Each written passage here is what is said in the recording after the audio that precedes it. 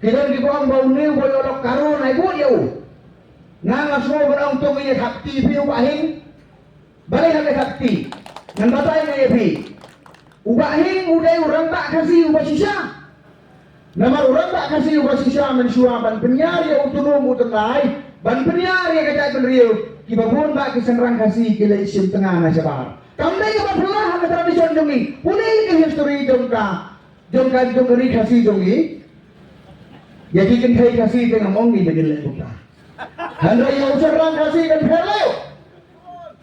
Kamu gini orang tak kasih kita pun tak kita lek pun kamen suah. Mereka ngakran dengan apa ni ke history juga kasih literature. Benar dia kata. Terbahing udai orang tak kasih ubah sisa.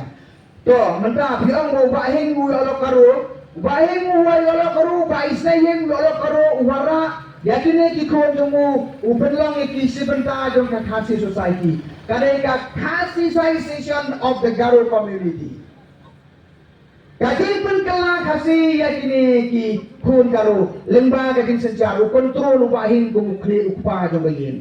La ubahin ubara iki ada kontrol ne, la itu kita bisa kontrol di Garo ne. Kita juga bisa kontrol pada kiri sodong. Pasakan sama Nabi yang hak kita. Kita kong kita kiri juga boleh kita iskol jadi baru si. Mak punya senak mungkin ini kan belum kena kata. Di sisa ada kami sibat. Dan beri hadiah keren. Sama kini kibri dinang mah banyak keren ada kami sibat. Nama mentah banyak election rumah ini mulai ada sibat. Independen. Tambah lagi kena mars sudah election ke sibat ke kalau Armet lainnya sahabat ini kira ada kini isu.